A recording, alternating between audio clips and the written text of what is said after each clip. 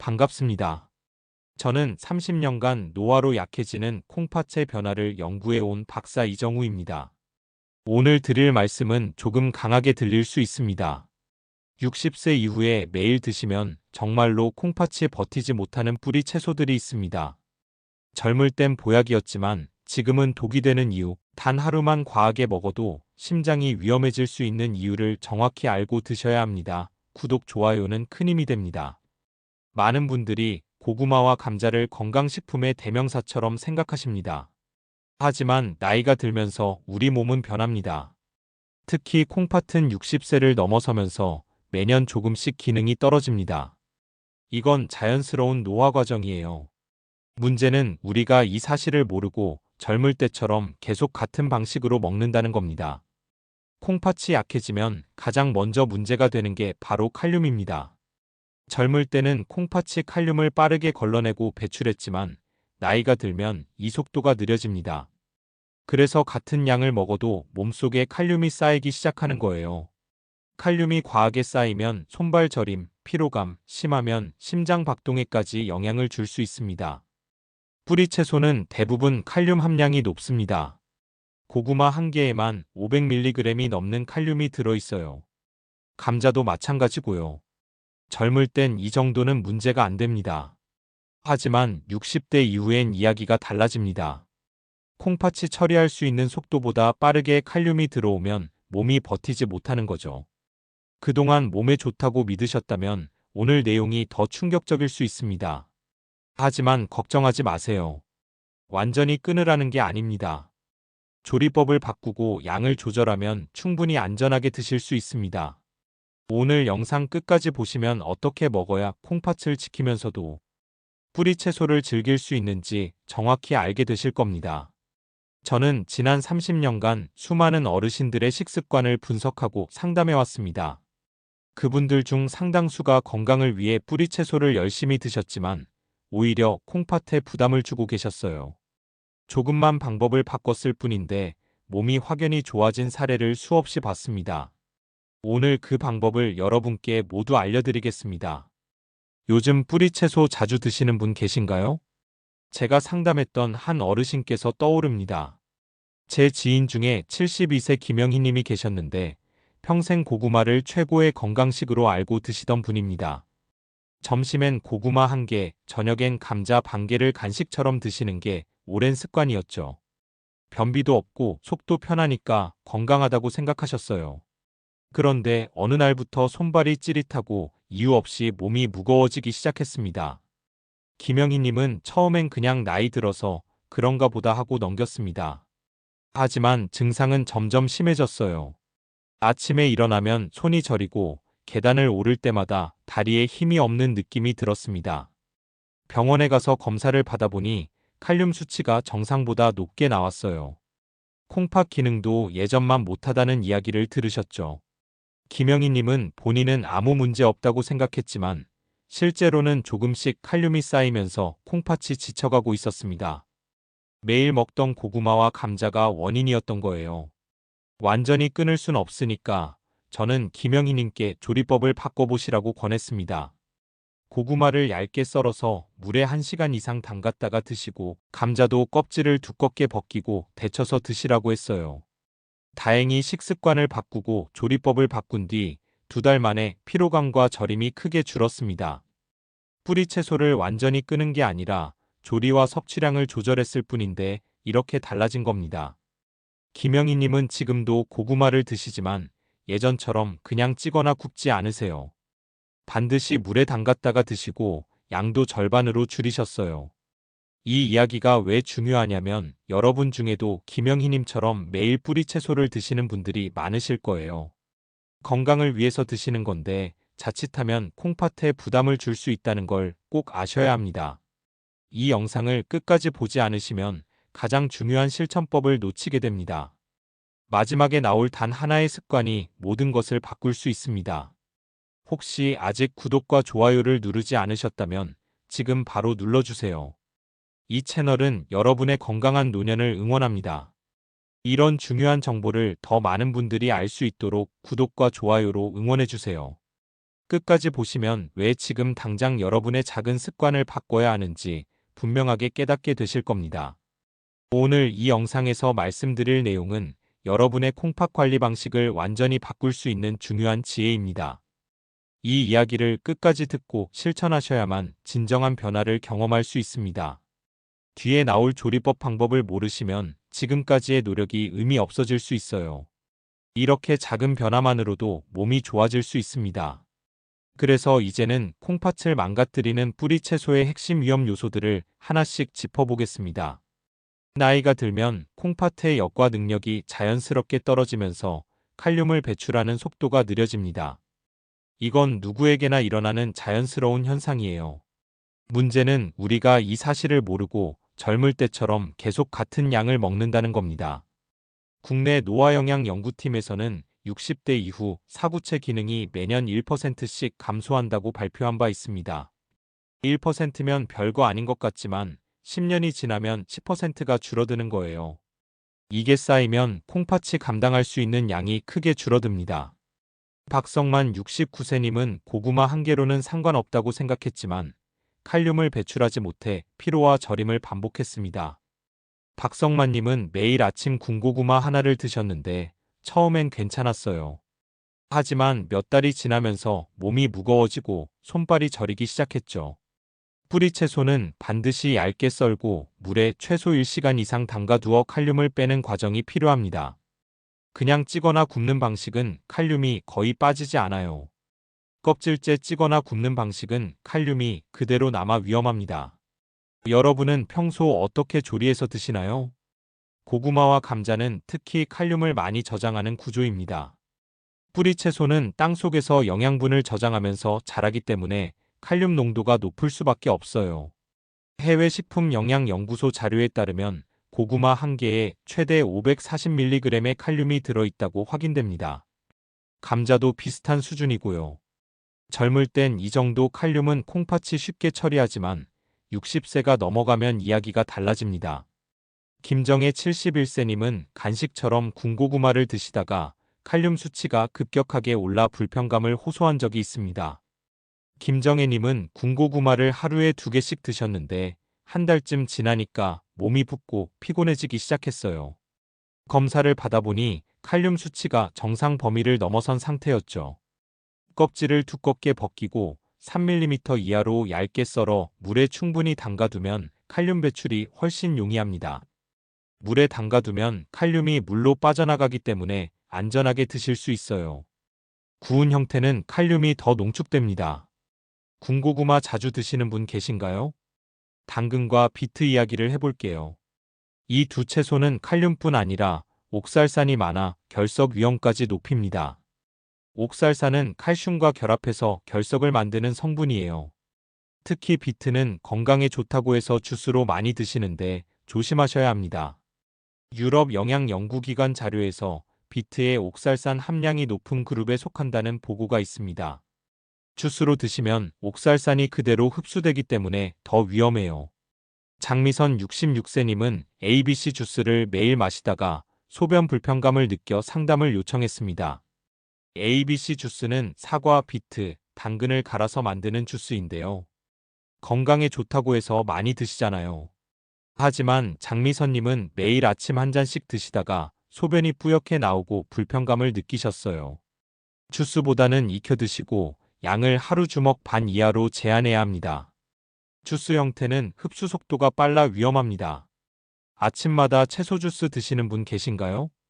우엉과 연근은 조림으로 많이 드시죠.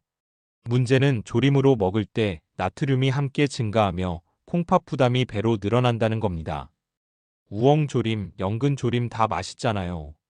하지만 간장과 설탕이 들어가면서 나트륨이 확 올라갑니다. 한국 식생활 분석 보고서에서는 우엉 조림의 평균 나트륨 함량이 높은 편이라는 결과가 있습니다. 나트륨과 칼륨이 함께 많아지면 콩팥은 이중 부담을 느끼게 돼요. 배구철 70세님은 당뇨 관리 때문에 우엉을 자주 드셨는데 오히려 붓기가 심해졌습니다. 우엉이 혈당 관리에 좋다고 해서 매일 드셨는데 조림으로 만들어 드시다 보니 나트륨과 칼륨이 동시에 높아진 거예요. 익힌 후 흐르는 물에 한 번 더 헹구면 나트륨과 칼륨을 줄일 수 있습니다.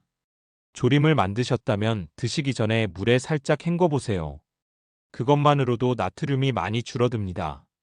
조림 형태는 양 조절이 특히 중요합니다. 연근 조림 좋아하시는 분 계시죠? 활력에 좋다고 알려진 마도 칼륨 수치가 상당히 높은 편입니다. 마는 원기 회복에 좋다고 해서 많이 드시는데요. 국내 식품 영양 데이터에서도 마 100g당 500mg 가까운 칼륨이 측정됩니다. 이건 고구마랑 비슷한 수준이에요. 마를 생으로 갈아서 드시는 분들이 많은데 그러면 칼륨이 고스란히 흡수됩니다. 전은주 67세님은 생마를 갈아 드시다가 얼굴 붓기 증상이 나타났습니다. 전은주님은 아침마다 생마를 갈아서 한 컵씩 드셨는데 한 달쯤 지나니까 얼굴이 붓고 손발이 저리기 시작했어요. 생으로 드시기보다 데쳐 먹는 방식이 훨씬 안전합니다. 마를 데치면 칼륨이 물로 빠져나가면서 부담이 줄어듭니다. 갈아서 드시는 방식은 칼륨이 고스란히 흡수됩니다. 마를 생으로 드시는 습관 있으신가요? 마지막으로 가장 중요한 이야기를 해볼게요. 아무리 좋은 조리법을 써도 양이 많으면 콩팥은 버티지 못합니다. 이게 핵심이에요. 조리법도 중요하지만 양 조절이 더 중요합니다. 노년 영양학 보고서에서는 하루 채소 섭취량을 주먹 1개 분량으로 유지할 때 가장 안전하다고 제시합니다. 주먹 1개면 대략 150g 정도예요. 이 정도면 콩팥이 무리 없이 처리할 수 있습니다. 정옥래 74세님은 조리법을 바꾸고도 양을 줄이지 않아 피곤함이 계속되었습니다. 정옥래님은 물에 담가서 드시긴 했는데 양을 줄이지 않았어요. 한 끼에 고구마 2개를 드시니까 아무리 조리법을 바꿔도 소용이 없었죠. 아침, 점심, 저녁으로 나누어 조금씩 드셔야 콩팥이 처리할 시간을 확보합니다. 한 번에 많이 드시는 것보다 나눠서 조금씩 드시는 게 훨씬 안전해요. 한 끼 몰아먹기는 피하셔야 합니다. 여러분은 보통 어느 정도 양을 드시나요? 이제 안전하게 먹을 수 있는 구체적인 대체법을 이어서 살펴보겠습니다. 뿌리 채소를 안전하게 드시려면 가장 먼저 해야 할 게 얇게 썰기입니다. 단면적이 넓어질수록 칼륨이 물로 빠져나오기 쉽습니다. 두껍게 썰면 겉면만 조금 빠지고 안쪽은 그대로 남아있어요. 그래서 효과가 절반 이하로 떨어집니다. 3mm 이하로 균일하게 썰어주세요. 얇게 썰면 칼륨이 빠지는 면적이 넓어져서 훨씬 효과적입니다. 여러분은 얼마나 얇게 썰어 보셨나요? 물에 오래 담가두는 것도 정말 중요합니다. 미지근한 물이 칼륨 용출에 더 효과적입니다. 찬물보다는 미지근한 물에 담그면 칼륨이 더 빨리 빠져나와요. 30분 이하로 담그면 큰 변화가 없습니다. 최소 1시간 이상 가능하면 2시간 담근 뒤 중간에 물을 갈아주세요.